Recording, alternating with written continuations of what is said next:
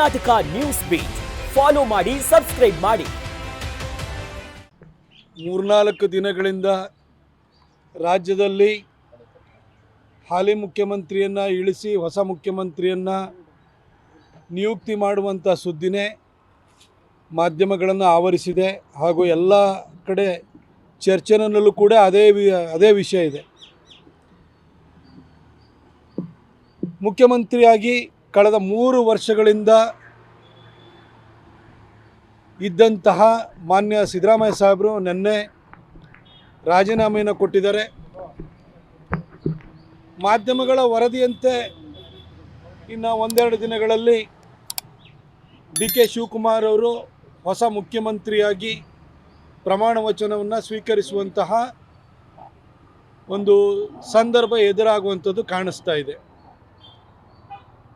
ಕಳೆದ 3 ವರ್ಷಗಳಿಂದಲೂ ಕೂಡ ಸಿದ್ದರಾಮಯ್ಯ ಸಾಹೇಬರ ಸರ್ಕಾರದ ಬಗ್ಗೆ ಸಾಕಷ್ಟು ಟೀಕೆ ಟಿಪ್ಪಣಿಗಳನ್ನು ಮಾಡಿದ್ದೀನಿ. ಅವರ ಆಡಳಿತ ವೈಖರಿಯ ಬಗ್ಗೆ, ಅವರ ಸರ್ಕಾರದ ಧೋರಣೆಯ ಬಗ್ಗೆ, ಓಲೈಕೆ ಬಗ್ಗೆ, ಈ ಥರ ಬಹಳಷ್ಟು ವಿಚಾರಗಳ ಬಗ್ಗೆ ನಾನು ಕಟುವಾಗಿ ಟೀಕೆಯನ್ನು ಕೂಡ ಮಾಡಿದ್ದೀನಿ. ಆದರೆ ಅವರು ಇವತ್ತು ರಿಸೈನ್ ಮಾಡಿ ಕುರ್ಚಿಯನ್ನು DK ಶಿವಕುಮಾರ್ ಅವರಿಗೆ ಬಿಟ್ಕೊಡ್ತಾ ಇರುವಂಥ ಈ ಸಂದರ್ಭದಲ್ಲಿ ನಾನು ಖಂಡಿತ ಯಾವುದೇ ಅಬದ್ಧದ ಮಾತನಾಡಲಿಕ್ಕೆ ಹೋಗೋದಿಲ್ಲ. ಯಾಕಂದರೆ ಅವರು ಆಡಳಿತದಲ್ಲಿದ್ದಾಗ ಏನೇನು ಹೇಳಬೇಕು, ಏನೇನು ಟೀಕೆಗಳನ್ನ ಮಾಡಬೇಕು ಇವೆಲ್ಲ ಮಾಡಾಗಿದೆ. 3 ವರ್ಷಗಳ ಹಿಂದೆ ಮುಖ್ಯಮಂತ್ರಿ ಆದಾಗ ಭಾಳ ಸಡಗರ ಸಂಭ್ರಮದಿಂದ ಅಧಿಕಾರವನ್ನು ವಹಿಸ್ಕೊಂಡಿದ್ದರು, ಮುಖ್ಯಮಂತ್ರಿಯಾಗಿ ಜವಾಬ್ದಾರಿಯನ್ನು ವಹಿಸ್ಕೊಂಡಿದ್ದರು. ನಿನ್ನೆ ಯಾವುದೇ ರಂಪ ರಗಳೆಗಳಿಲ್ಲದೆ ಗೌರವಯುತವಾಗಿ ಆ ಚೇರನ್ನು ಬಿಟ್ಟು ಕೂಡ ಕೆಳಗಿಳಿದಿದ್ದಾರೆ. ಅವರ ಮುಂದಿನ ಜೀವನ ಬಹುಶಃ ಅವರು ರಾಜಕೀಯದ ಕಡೆಯ ಕಾಲಘಟ್ಟದಲ್ಲಿದ್ದಾರೆ. ಅವರ ಜೀವನ ಚೆನ್ನಾಗಿರಲಿ ಅಂತೇಳಿ ಹೇಳಿ ನಾನು ಆಶಿಸ್ತೀನಿ, ಹಾರೈಸ್ತೀನಿ ಅನ್ನೋದು ತಪ್ಪಾಗುತ್ತೆ. ಅವ್ರು ಪ್ರಾರ್ಥಿಸ್ತೀನಿ ಅವರ ಮುಂದಿನ ಜೀವನ ಚೆನ್ನಾಗಿರಲಿ ಅಂತ. ಹಾಗೆ ಹೊಸ ಮುಖ್ಯಮಂತ್ರಿಯಾಗಿ ಮಾಧ್ಯಮಗಳ ವರದಿಯಂತೆ DK ಶಿವಕುಮಾರ್ ಅವರು ಪದಗ್ರಹಣವನ್ನು ಇನ್ನು ಕೆಲವೇ ದಿನಗಳಲ್ಲಿ ಮಾಡಲಿದ್ದಾರೆ. ಅವರು 3 ವರ್ಷದ ಹಿಂದೆ ಸಿದ್ದರಾಮಯ್ಯನವರು ಯಾವ ಸಂಭ್ರಮದಲ್ಲಿದ್ದರೋ ಇವತ್ತು DK ಶಿವಕುಮಾರ್ ಅವರು ಅದೇ ಒಂದು ಸಂಭ್ರಮ ಸಡಗರದ ಸನ್ನಿವೇಶದಲ್ಲಿದ್ದಾರೆ. ಅವರಿಗೂ ಕೂಡ ಶುಭವಾಗಲಿ, ಒಳ್ಳೆಯ ಆಡಳಿತವನ್ನು ಕೊಡಿ.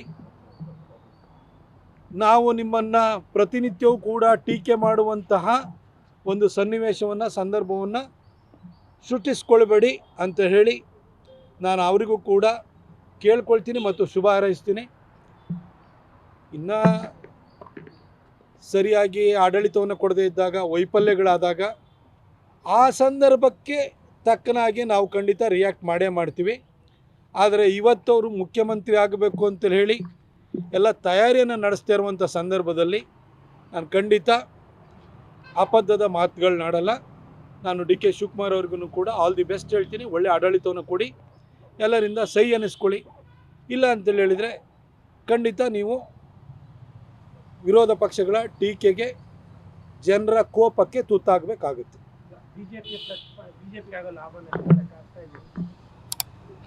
ನೋಡಿ, 2028ಕ್ಕೆ BJP ಮತ್ತು JDS ಮೈತ್ರಿಕೂಟದ ಸರ್ಕಾರವನ್ನು ತರಲಿಕ್ಕೆ ಈ ರಾಜ್ಯದ ಜನ ಆಲ್ರೆಡಿ ತೀರ್ಮಾನವನ್ನು ಮಾಡಿದ್ದಾರೆ.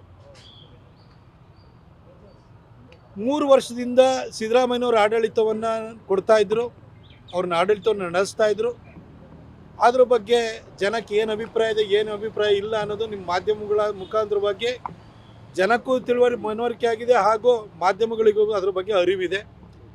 ಅದ್ರ ಬಗ್ಗೆ ಮತ್ತೆ ಪದೇ ಅವರು ಆ ಚೇರಿಂದ ಕೆಳಗಿಳಿದಿರುವಂಥ ಸಂದರ್ಭದಲ್ಲಿ ಮಾತಾಡಲಿಕ್ಕೆ ಇಷ್ಟಪಡಲ್ಲ. ಇನ್ನು ಉಳಿದಿರುವ 2 ವರ್ಷ DK ಶಿವಕುಮಾರ್ ಅವರಿಗೆ ಸಿಗ್ತಾ ಇದೆ. ಅವರು ಒಳ್ಳೆಯ ಆಡಳಿತವನ್ನು ಕೊಡಲಿ ಅಂತ ಹೇಳುವಂಥದ್ದು ನಮ್ಮ ಆಶಾಭಾವನೆ ಆಗಿದೆ. ಕರ್ನಾಟಕ ನ್ಯೂಸ್ ಬೀಟ್ ಫಾಲೋ ಮಾಡಿ, ಸಬ್ಸ್ಕ್ರೈಬ್ ಮಾಡಿ.